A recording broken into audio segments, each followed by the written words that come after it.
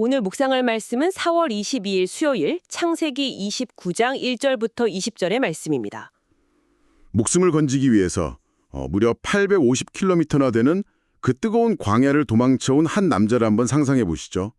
천신만고 끝에 마침내 안전한 피난처에 도착했다고 안도하는 그 순간, 사실은 그곳이 자신보다 훨씬 더 교활한 포식자가 쳐놓은 거대한 덫이었음을 알게 된다면 과연 어떨까요? 정말 아찔하죠. 오늘 우리는 그 속임수의 달인이었던 야곱이 마침내 자신의 적수를 만나서 철저하게 자신이 뿌린 씨앗을 거두게 되는 흥미진진한 묵산의 여정을 떠납니다. 네, 고대 우물가에 숨겨진 치열한 사회적 규칙들, 그리고 피를 나눈 가족의 상봉 뒤에 감춰진 섬뜩한 심리전, 또 지름길이라 믿었던 꼼수가 어떻게 7년이라는 기나긴 종살이로 둔갑해버렸는지 살펴볼 텐데요. 그 이면에 흐르는 하나님의 일하심을 깊이 파헤쳐보고 있습니다. 오늘 말씀 1절을 보면 이제 이 긴 여정을 두고 야곱이 길을 떠나 동방 사람의 땅에 이르러 라고 아주 담백하게 기록하고 있습니다. 브엘세바에서 하란까지 도보로 좋게 한 달은 걸리는 그야말로 죽음의 문턱을 넘나드는 대장정이었습니다. 맞습니다. 그런데 여기서 우리는 그 동방 사람의 땅이라는 지리적 묘사가 주는 영적인 무게감을 간과해서는 안 되겠죠. 창세기의 맥락에서 동쪽으로 이동한다는 것은 뭐랄까요? 단순히 나침반의 방향을 의미하는 것이 아니니까요. 그렇죠. 에덴 동산에서 쫓겨난 아담과 하와가 향한 곳이 동쪽이었고 동생 아벨을 죽인 가인이 도망친 놋 땅도 동쪽이었습니다. 바벨탑을 쌓기 위해 사람들이 모인 곳이나 롯이 소돔을 향해 육망의 텐트를 쳤던 방향도 모두 동쪽이었거든요. 성경에서 동쪽으로 향한다는 것은 약속의 땅, 즉 하나님의 통치가 있는 곳에서 멀어지고 있음을 암시하는 아주 깊은 영적 상징성을 지닙니다. 이 척박하고 낯선 동방의 땅 한가운데서 하나님이 도대체 어떻게 보이지 않는 손길로 당신의 언약을 성취해 가시는지 그 섭리의 흐름을 따라가 보려 합니다. 네, 그 흐름의 첫 장면은 들에 있는 한 우물가에서 시작됩니다. 우물 끝에 양 세 떼가 누워있고 우물 아기는 큰 돌로 덮여있는 장면이 아주 구체적으로 묘사되고 있죠. 고대 근동에서 이 우물이라는 공간은 단순히 목을 축이는 곳 이상의 의미를 지니지 않습니까? 그럼요. 고대 근동, 특히 목축을 중심으로 살아가는 광야 지역에서 물은 그야말로 생존 그 자체이자 가장 귀한 형태의 화폐였습니다. 그렇기에 우물은 개인의 소유가 아니라 공동체가 목숨을 걸고 관리하는 거대한 금고와 같았죠. 그래서 2절에 나오는 우물 아귀를 덮은 큰 돌이 중요한 거군요. 1차적으로는 귀한 물이 뜨거운 태양에 증발하는 것을 막고 오염을 방지하는 덮개였을 테고요. 네, 맞습니다. 그러나 이 무거운 돌에는 더 중요한 사회적 기능이 숨어 있습니다. 두세 명의 장정이 힘을 합쳐야만 굴릴 수 있는 그 육중한 돌을 덮어둠으로써 어느 힘 있는 한 개인이 물을 독점하는 것을 막는 것입니다. 그렇군요. 모든 목자들이 모였을 때 비로소 돌을 함께 치우게 함으로써 공동체의 질서를 지켜내는 아주 견고한 사회적 금고의 자물쇠였던 셈입니다. 정확합니다. 그토록 철저한 질서가 지배하는 우물가에 낯선 이방인 야곱이 도착합니다. 그는 목자들에게 나홀의 손자 라반을 아느냐고 절박하게 묻죠. 네, 목자들은 그가 평안할 뿐만 아니라 마침 그의 딸 라헬이 양을 몰고 오고 있다고 대답합니다. 이삭이 신부감으로 정해준 대상이 바로 그 외삼촌의 딸이었으니 야곱의 심장이 정말 얼마나 요동쳤겠습니까? 그런데 바로 이 지점에서 야곱의 아주 돌발적이고 독특한 행동이 튀어나옵니다. 멀리서 라헬이 오는 것을 보자마자 야곱이 성큼성큼 나아가 그 무거운 우물 아기의 튼 돌을 혼자서 옮겨버리고 양떼에게 물을 먹이거든요. 아까 말씀하시기를 이 돌은 여러 명이 모여야만 굴릴 수 있는 자물쇠라고 하셨잖아요. 맞아요. 저는 이 장면을 보면서 아무것도 가진 것 없이 혈혈단신으로 낯선 땅에 떨어진 야곱이 요즘 말로 자신의 압도적인 물리적 힘을 과시하면서 그곳 사람들의 기선을 제압하려는 다분히 의도적인 행동이 아니었나 생각했습니다. 야곱의 성향을 생각하면 충분히 그렇게 볼 수도 있겠습니다. 하지만 저는 조금 다른 각도에서 이 장면이 보이더라고요. 야곱은 지금 850km로 도망쳐온 사람입니다. 그렇죠. 지칠 대로 지친 상태였겠죠. 네, 두려움과 추위, 굶주림의 한계까지 내몰린 상태였을 텐데 유일한 희망인 친척 라헬을 마주한 순간 터져나온 필사적인 안도감이나 아드레날린의 폭발일 수도 있지 않을까요? 기선제압이라는 치밀한 계산을 하기에는 너무 절박하고 처절한 상황이었을 테니까요. 목숨이 경각에 달렸던 자의 생존 본능에서 나온 초인적인 힘이었을 수 있다는 말씀이군요. 일리가 있습니다. 하지만 우리가 창세기 24장에 기록된 과거의 사건과 이 장면을 나란히 놓고 비교해보면 어떨까요? 창세기 24장이라면 할아버지 아브라함의 종 이야기 말씀이시죠? 네, 맞습니다.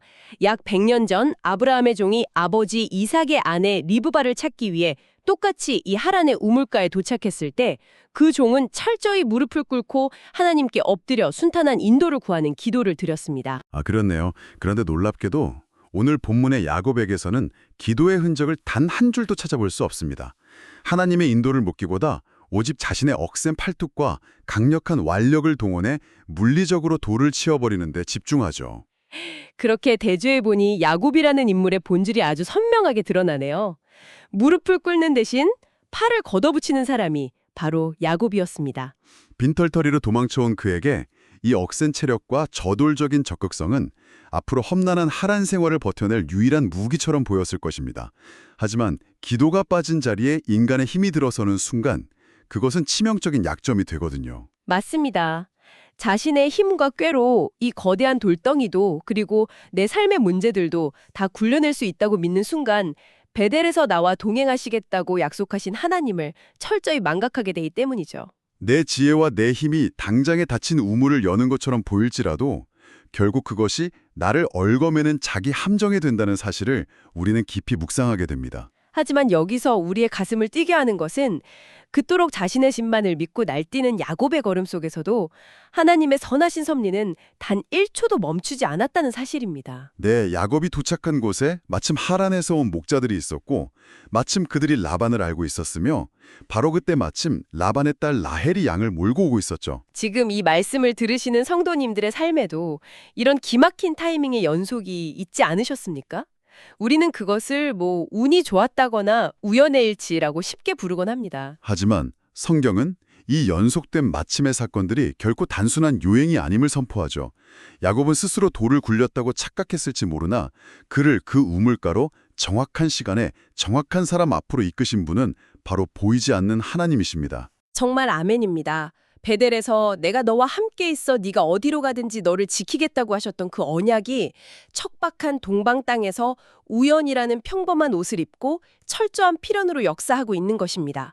하나님의 섭리는 때로 가장 일상적이고 우연한 사건들 뒤에 자신의 모습을 숨기시거든요. 참으로 은혜롭습니다. 이토록 완벽한 타이밍에 라헬과 만난 야곱은 소리 높여 울며 자신이 리브가의 아들임을 밝히고 이 소식은 아버지 라반에게 곧장 전해지게 됩니다. 이제 이야기의 무대는 새로운 국면을 맞이합니다. 야곱의 소식을 들은 외삼촌 라반이 버선발로 달려나오거든요.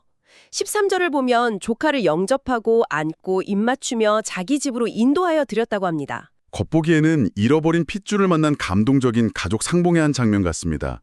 하지만 말씀이 증언하는 라반의 과거 기질을 우리는 잊어서는 안 됩니다. 100년 전 여동생 리브가가 우물가에서 아브라함의 종을 만났을 때도 라반은 이렇게 헐레벌떡 뛰어나갔거든요. 아, 맞아요.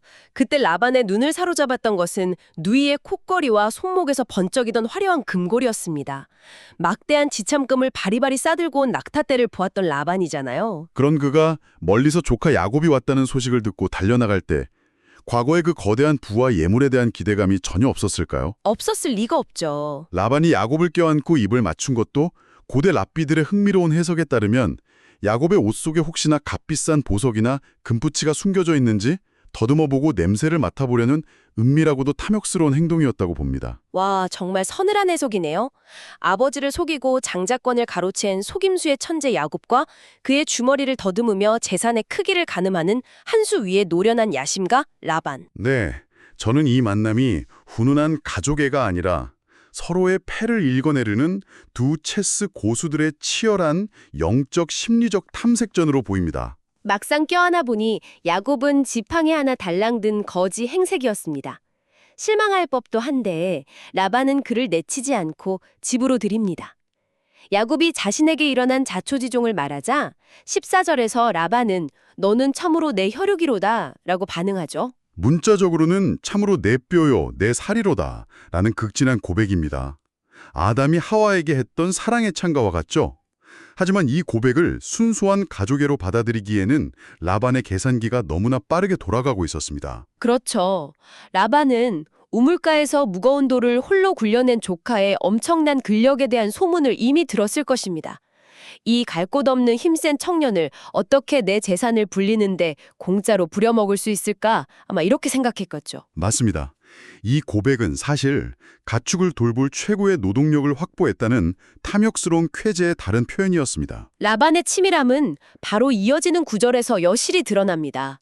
14절 하반절에 야곱이 한 달을 그와 함께 거주하더니 라고 나오거든요. 네, 우리는 흔히 삼촌이 조카에게 한 달간 따뜻한 숙식을 제공한 은혜의 시간으로 읽고 넘어가기 쉽습니다. 하지만 과연 라반이 아무 조건 없이 호의를 베풀었을까요? 결코 그렇지 않겠죠.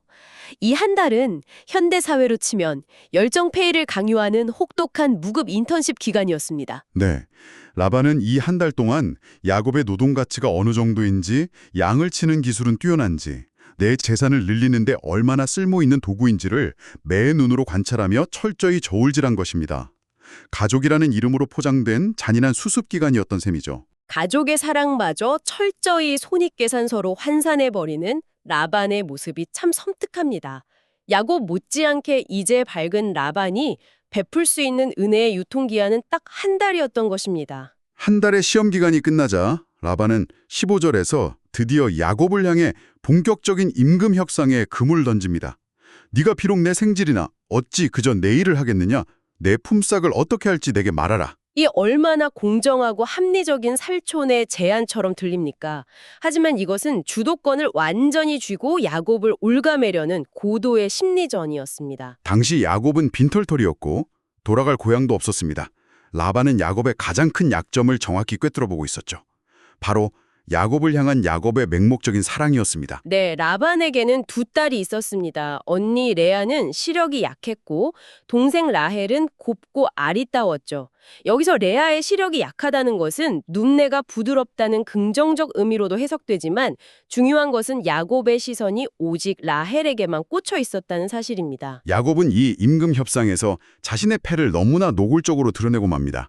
아무것도 가진 것이 없던 그는 돈 대신 라헬을 아내로 얻기 위해 무려 7년이나 긴 시간을 무상으로 봉사하겠다는 상식적으로 납득하기 힘든 파격적인 제안을 스스로 던지고 맙니다. 욕망의 아킬레스건을 철저히 노출해버린 야곱을 탐욕의 화신 라반이 놓칠 리가 없죠.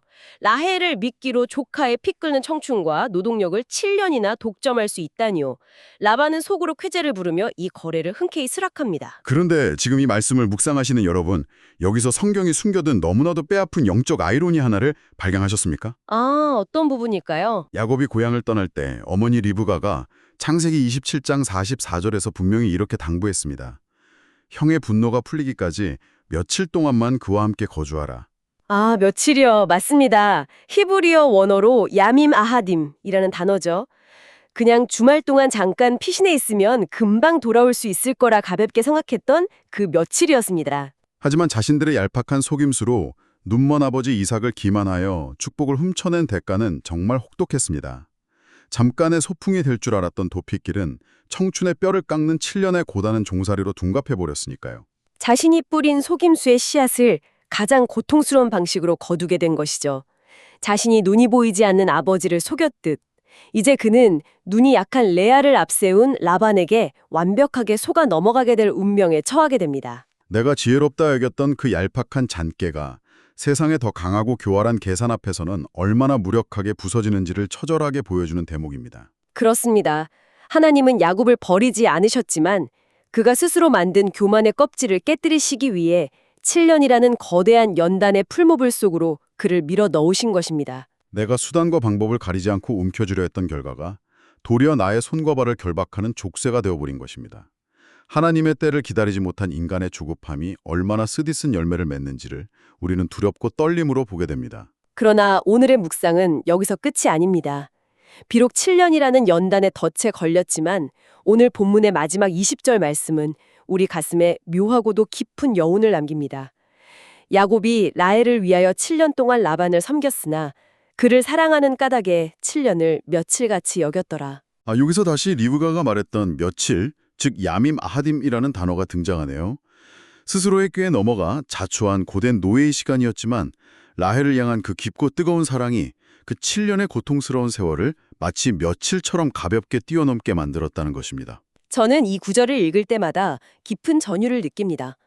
비록 맹목적이고 불완전한 인간의 사랑일지라도 그 사랑의 힘이 이토록 길고 혹독한 고통의 세월을 견디게 만들었다면 하물며 우리를 향한 흠없고 완전하신 하나님의 사랑은 어떠하겠습니까? 독생자 예수 그리스도를 십자가에 내어주기까지 하신 그 위대한 사랑의 힘 말씀이시군요. 네. 야곱이 라헬을 위해 흘린 그 7년의 치열한 땀방울 너머로 자격 없는 우리를 끝까지 사랑하시어 구원의 언약을 포기하지 않고 이루어 가시는 하나님의 그 끈질긴 인내와 십자가의 사랑이 우리의 묵상 속으로 거세게 밀려 들어옵니다. 아등바등 자신의 완력과 장깨만을 믿고 살아가는 야곱의 헛된 발걸음 한가운데에도 하나님은 이미 그를 빚어내실 은혜의 반석을 굳건히 세워두고 계셨습니다. 그것이 바로 오늘 우리가 붙들어야 할 소망의 메시지인 줄 믿습니다. 아멘. 기도로 이 묵상을 맺기 전에 지금 여러분의 삶을 잠시 돌아보시기를 권면합니다. 혹시 우리도 야곱처럼 보이지 않는 하나님의 때를 기다리지 못하고 당장 눈앞에 무거운 돌을 내 힘으로 굴려버리려 하고 있지는 않습니까? 내가 지혜롭다 여겨 선택했던 편법과 속임수가 지름길인 줄 알고 들어선 그 길이 도리어 우리를 라반의 7년이라는 덫에 갇히게 만들고 있지는 않은지 깊이 물어보아야 합니다. 스스로 통제하려 했던 교만을 내려놓고 보이지 않는 하나님의 섭리에 우리 삶의 주도권을 온전히 내어드리는 아침이 되기를 소망합니다. 자비로우신 하나님 아버지, 우리 삶에 찾아오는 수많은 우연한 만남과 사건들, 곧 마침의 순간들 속에 숨겨진 하나님의 신실하고 세밀한 섭리를 온전히 깨닫게 하옵소서. 야곱처럼 나의 알량한 지혜와 육신의 힘만을 의지하여 스스로 닫힌 우물을 열어보려 했던 모든 교만을 이 시간 회개하오니 어리석은 잔꾀가 아닌 보이지 않는 하나님의 손길을 온전히 신뢰하며 인내로 동행하는 오늘 하루가 되게 하여 주시옵소서. 예수님의 이름으로 기도합니다. 아멘.